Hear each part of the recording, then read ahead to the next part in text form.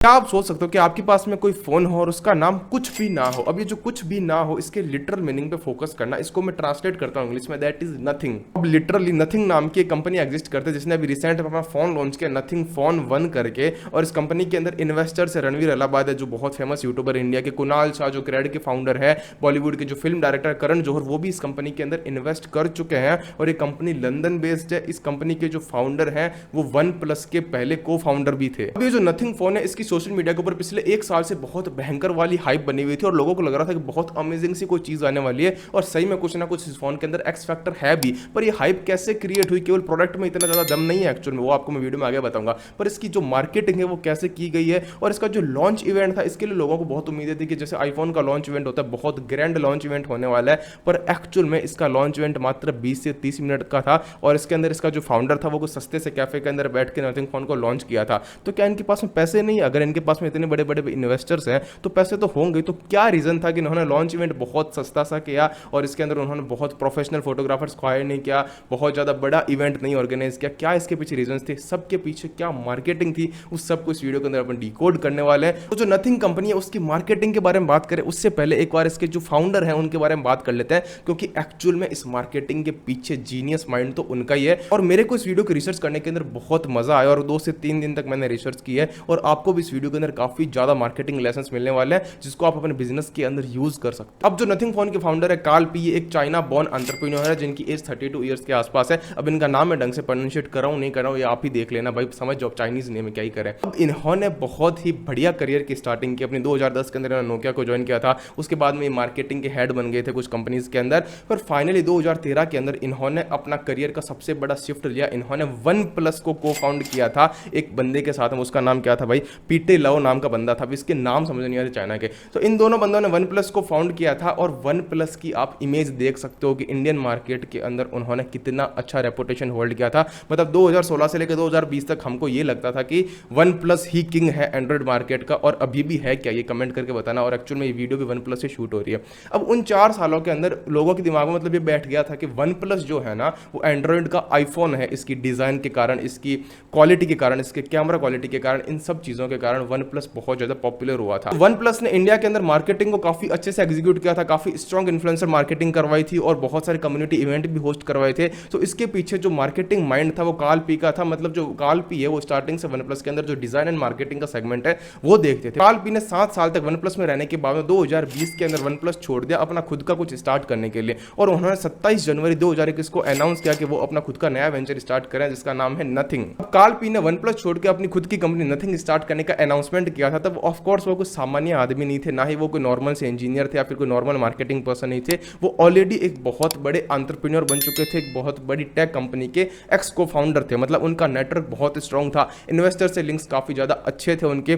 तो उन्होंने स्टार्टिंग से फंड रेज किया और उन्होंने डिजाइन और मार्केटिंग के ऊपर काफी ज्यादा फोकस किया। तो अब अपन बात करते हैं कार्ल पी की अमेजिंग मार्केटिंग के बारे में जिससे उन्होंने नथिंग फोन को एक बहुत ज्यादा हाइप दे दी। अब रिसर्च करने वाले टाइम मेरे को इस बंदे के बारे में सबसे अमेजिंग चीज ये लगी कि इसने जब से कंपनी फॉर्म की ना उसी टाइम से मार्केटिंग स्टार्ट कर दी। तो इनका जो सबसे पहला स्टेप था मार्केटिंग के अंदर वो था इन्होंने फंड्स रेज किए थे अपनी कंपनी के लिए। जैसे मैंने आपको बोला था इसके लिंक्स बहुत अच्छे थे, नेटवर्क बहुत स्ट्रांग था, इन्वेस्टर से कनेक्शन अच्छे थे। तो इसने जो फंड रेज किए थे ना वो कोई इंस्टीट्यूशनल इन्वेस्टर से नहीं किए थे। इंस्टीट्यूशनल इन्वेस्टर मतलब कोई बहुत बड़ी जो फंडिंग कंपनी होती है, इन्वेस्टिंग कंपनी होती है, वहां से नहीं किया, फिर कोई वेंचर कैपिटल से इसने फंड रेज नहीं किए। जैसे बहुत सारी स्टार्टअप्स ऐसे रेज करते हैं फंड्स को, इसने फंड रेज के 10,000 इंडिविजुअल से। अब उस इंडिविजुअल्स के अंदर कोई इंडिपेंडेंट एंटरप्रेन्योर्स भी है, कोई सोशल मीडिया क्रिएटर्स भी है, कुछ बड़े यूट्यूबर्स भी है। तो ग्लोबल लेवल के ऊपर इसने 10,000 इंडिविजुअल इन्वेस्टर से फंड्स रेंज किए थे। अब इसके अंदर इंडिया के अंदर थे, जैसे मैंने स्टार्टिंग बोला था रणवीर अलाहाबादिया है, उनसे फंड रेज किया। बॉलीवुड के अंदर बहुत से लोगों से, करण जौहर जो फिल्म डायरेक्टर उससे फंड रेज किया, कुणाल शाह से फंड रेज किया। अब 10,000 इन्फ्लुएंसर लोगों से अगर इसने फंड रेज किए हैं तो पूरे मार्केट में ये तो होगा, उनकी जो फॉरेन फॉलोइंग है उनको पता तो चलेगा कि वो नथिंग नाम का कुछ आ रहा है मार्केट में, कुणाल शाह ने उसमें इन्वेस्ट किया है या फिर रणवीर भाई ने उसके अंदर इन्वेस्ट किया, फिर करण जौहर ने उसमें इन्वेस्ट किया है। तो जितने भी न्यूज मीडिया हाउसेज है उन सब ने कवर करना स्टार्ट कर दिया। और बियर बाइसेप्स ने बहुत सारी स्टोरीज डाली थी नथिंग की, पहले कुणाल शाह ने नथिंग फोन की स्टोरीज डाली थी। और उस टाइम से नथिंग नाम की हाइप क्रिएट होनी स्टार्ट हो गई और पता किसी को कुछ नहीं था कि नथिंग कौन सा प्रोडक्ट लेके आने वाले मार्केट के अंदर। फिर कुछ टाइम बाद नथिंग ने अपना एक ट्रेलर फेंका मार्केट के अंदर। इन्होंने यूज किया वायरलेस हेडसेट जिसका नाम दिया था नथिंग ईयर 1। अब ये जो हेडसेट इन्होंने जब लॉन्च किए थे इंडिया के अंदर, इन्होंने लिमिटेड एडिशन के साथ में लॉन्च किया। सबसे पहले तो वहां पे मार्केटिंग मार्केटिंग, लोगों को लगा यार इतनी ज़्यादा हाइप थी ऑलरेडी मार्केट के अंदर, तो लिमिटेड एडिशन प्रोडक्ट है, तो उससे और ज़्यादा हाइप बन गई मार्केट में और काफ़ी ज़्यादा प्रीमियम रेंज के अंदर इसको लॉन्च किया था। जो इसकी प्राइसिंग थी बिल्कुल भी अफोर्डेबल नहीं थी, और इसके अंदर इन्होंने ट्रांसपेरेंट लुक दिया और बहुत यूनिक सा किया था उसके अंदर, जैसे इन्होंने नथिंग में भी किया। कालपी का विजन था एक यूनिक डिजाइन का, वो उन्होंने मार्केट के अंदर अपने वायरलेस हेडसेट के थ्रू फेंक दिया था। मतलब उसकी डिजाइन काफी ज्यादा ट्रांसपेरेंट एंड यूनिक सी इन्होंने लॉन्च की थी। तो लोगों के माइंड में पहले होगा कि यार क्या हो सकता है, अगला प्रोडक्ट क्या होगा, तो ये स्मार्ट वॉच लेके आएगा, जैसे बोट एक कंपनी बनी वैसी कंपनी बनेगी कोई, या फिर कुछ भी हो सकता है। तो वहां पे ऐसी हिंट मिल गई थी कि नथिंग का फोन भी आ सकता है। फिर कुछ टाइम बाद में इन्होंने एक इवेंट के थ्रू कालपी ने एक हिंट दिया कि नथिंग का फोन लॉन्च होगा, नथिंग फोन 1 करके। फिर थोड़ी थोड़ी हिंट के चक्कर में क्या हर टाइम ये जो फोन है ये मार्केट के अंदर न्यूज के अंदर आता रहा और इससे इसकी हाइप मिलती रही। नथिंग को मार्केट में ऑलरेडी एक एक्सपोजर मिल गया था इसके वायरलेस हेडसेट्स के कारण, और उसके बाद में जब इसके फाउंडर ने अनाउंस कर दिया कि नथिंग का फोन भी आने वाला है, तो इनके पास में एग्जिस्टिंग एक कस्टमर बेस था जिसने इनके ईयरफोन्स को यूज किया था, या फिर जो जितने भी इन्फ्लुएंसर्स हैं जिन्होंने इसको प्रमोट किया था उनके फॉलोअर्स से, उनके दिमाग में कहीं ना कहीं था कि नथिंग नाम का एक फोन आने वाला है और जिसकी डिजाइन का जो लुक वो इतना ज्यादा यूनिक होने वाला है। तो धीरे धीरे उस चीज को आगे लेके कालपी ने क्या किया, बिल्ड इन पब्लिक। अब बिल्ड इन पब्लिक का मतलब क्या होता है, आप जो भी कंपनी फॉर्म कर रहे हो, जो भी स्टार्टअप या जो भी प्रोडक्ट बना रहे हो, आप सारी दुनिया के सामने बना रहे हो। ये नहीं कि आपको दुकान खोल के बैठ जाओगे बताओगे उनको, ऑफ कोर्स आप सोशल मीडिया का यूज करोगे। तो नथिंग ने क्या किया, अपने यूट्यूब चैनल के ऊपर जैसे जैसे डिजाइन कर रहे थे, जैसे इनके जो प्रोडक्ट मैनेजर्स या फिर जो डिजाइनर्स है वो बैठ के जो डिजाइन कर रहे थे अपने फोन को, उस सारी प्रोसेस को इन्होंने रिकॉर्ड किया और उस सबको यूट्यूब पे चढ़ाना शुरू कर दिया।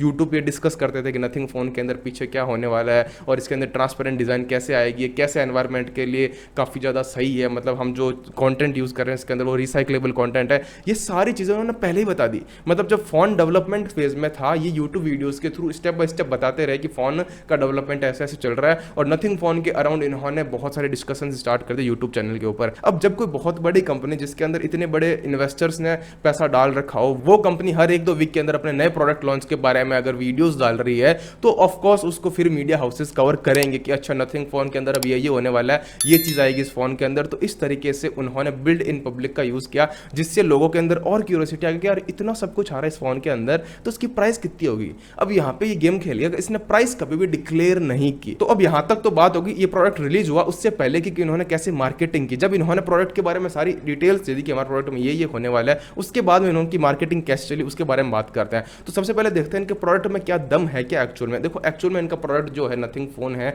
वो 30 से 40 हज़ार की रेंज के अंदर है, और उसके अंदर सेम जो फीचर्स होते हैं ना, प्रोसेसर्स, कैमरा, वो सारे आपको जिस रेंज के अंदर ये फोन है उस रेंज के अंदर दूसरे ब्रांड्स भी दे देंगे सारे फीचर्स। पर इनके अंदर यूनिकनेस क्या है, ये अपना जो इंटरफेस है इसको ग्लिफ इंटरफेस बोलते हैं, और इसके पीछे क्या एलईडी लाइट्स लगी हुई है फोन के। अब वो जब आपका कोई नोटिफिकेशन आएगा उसके अंदर एलईडी लाइट पॉपअप करेगी, या फिर कोई कॉल आ रहा है तो एलईडी लाइट उसके अंदर जलेगी, तो एक यूनिक सा लुक देता है। ऐसा कोई भी आज तक की टेक इंडस्ट्री के अंदर ऐसा कोई फोन लॉन्च नहीं है जिसके अंदर जो बैक सरफेस होता है वो इतना ट्रांसपेरेंट हो और जिसके अंदर एलईडी लाइट्स लगी हुई हो। तो नथिंग फोन 1 है वो मार्केट के अंदर लॉन्च तो हो गया, इसकी प्राइसिंग, स्पेसिफिकेशन सब पता चल गई, पर इसका जो लॉन्च इवेंट था वो भी काफी ज्यादा वियर्ड तरीके से इन्होंने किया था। अब कालपी का दिमाग कैसे चलता है मेरे को समझ नहीं आया एक बार, तो फिर मैंने थोड़ा उसको फोकस करके देखा। अब जो नथिंग का लॉन्च इवेंट था उसका नाम था रिटर्न टू इंस्टिंक्ट। अब इंस्टिंक्ट का मतलब होता है अपने नेचुरल वे में रहना। तो एक्चुअल में यही हुआ, इनके जो फाउंडर है कालपी, वो एक नॉर्मल से सस्ते से कैफे के अंदर जाके बैठ गए और वहां पे उन्होंने अपने फोन के बारे में स्पेसिफिकेशंस देने स्टार्ट कर दी, और उन्होंने पहले तो स्टोरी बताई अपने पूरे फोन की और उसका जो विजन है वो बताया। उन्होंने बोला हम भी एप्पल, सैमसंग जैसे बहुत बड़ा लॉन्च इवेंट कर सकते थे, और पर हमने क्यों नहीं किया, क्योंकि हम बहुत ज़्यादा सिंपल और नेचुरल रहना चाहते हैं। बहुत फ्लैशी फीचर्स हम नहीं दे रहे फोन के अंदर, बहुत सिंपल डिज़ाइन रख रहे हैं, और हम चाहते हैं कि ज़्यादा फोकस हमारा हो स्टेबिलिटी के ऊपर, टेक्नोलॉजी के ऊपर, जो यूज़र एक्सपीरियंस है उसके ऊपर, ना कि बहुत ज़्यादा फ्लैशी फीचर्स के ऊपर। उन्होंने इसके अंदर ये भी बोला कि हमारे फ़ोन के अंदर केवल 2 कैमराज है, पर अगर आप 30 से 40 हज़ार की रेंज में जाओगे आपको 4 कैमरे वाले फ़ोन मिल जाएंगे, पर हमको 2 ही कैमरा रखने थे, उसकी क्वालिटी हमको मैक्सिमम रखनी थी। और कालपी ने लॉन्च इवेंट में एक बात और बोली कि आप जितने भी एड्स देखते हो बड़े बड़े फोन्स के, उसके अंदर जो सारी वीडियोस होती है वो दूसरे बड़े बड़े प्रोफेशनल कैमरा से रिकॉर्ड होती है,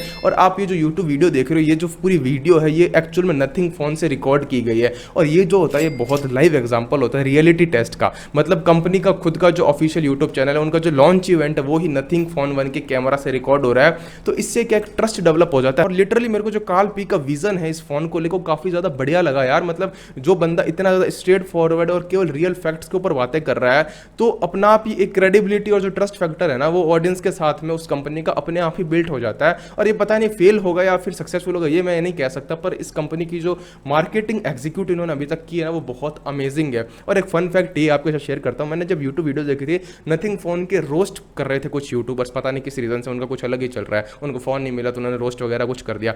अब वो क्या बोल रहे हैं कि इनका तो लॉन्च इवेंट ही बहुत सस्ता था, ये तो कोई कैफे के अंदर जाके बैठ गए, इतना ज़्यादा हाइप बनाई थी तो वो हाइप फालतू की थी, कुछ है ही नहीं, लॉन्च इवेंट इन्होंने आईफोन जैसा नहीं किया, सैमसंग जैसा नहीं किया। तो भाई इनके पास पैसा इतना है ना कि ये आईफोन जैसा लॉन्च इवेंट कर सकते हैं। इसके पीछे एक विजन था, एक सोच थी कि ये अपने ऑडियंस जो टारगेट कंज्यूमर है उसे डायरेक्टली कनेक्ट कर पाए उस विजन से कि हाँ हम भी चाहते तो कर सकते थे, पर हमने एज सिंपल जितना रख सकते थे उतना रखा, और ये जो पूरा लॉन्च इवेंट है नथिंग फोन से रिकॉर्ड हुआ है। तो मैं टेक यूट्यूबर तो नहीं हूँ, तो मैं फोन की टेक्नोलॉजी के बारे में ज़्यादा बात नहीं कर सकता, पर इसके अंदर जहाँ तक मेरे को पता चला कि इन्होंने एक NFT विजेट भी डाला है वॉलपेपर के ऊपर, जहाँ पे जिनको NFTs के अंदर ट्रेड करना है वो कर सकते हो, मतलब इन्होंने नया ट्रेंड है उससे रिलेटेड कुछ चीज़ें डाली इसके अंदर। और इनका जो ऑपरेटिंग सिस्टम है काफ़ी ज़्यादा सिंपल है, आपको पहले से बहुत सारी इनबिल्ट ऐप्स नहीं दिखेगी, बहुत हल्का और स्मूथ एक्सपीरियंस मिलेगा इस फोन के अंदर। तो इतनी सारी चीज़ें मेरे को समझ में आई थी, पर मैंने मार्केटिंग को जितना हो सकता है उतना डिकोड करने की कोशिश की। आई होप आपको इससे काफ़ी ज़्यादा चीज़ें सीखने को मिली होगी, क्योंकि मेरे को पर्सनली अभी तक जितनी वीडियोस बनाई ना उसके अंदर कुछ नया अगर सीखने को मिला तो नथिंग की मार्केटिंग के अंदर मैंने रिसर्च की उस टाइम सीखने को मिला। तो प्लीज़ अगर आप एक कॉलेज स्टूडेंट हो, एक मार्केटिंग प्रोफेशनल हो या फिर एंटरप्रेन्योर, आपको स्टार्टअप करना है खुद का, तो इस चैनल को सब्सक्राइब कर लो, साथ में सीखेंगे, साथ में ग्रो होंगे, एंड बहुत सारा अमेजिंग बिजनेस कंटेंट आने वाला है और इस चैनल के ऊपर। तब तक के लिए स्टे हैप्पी, टेक केयर, जय हिंद।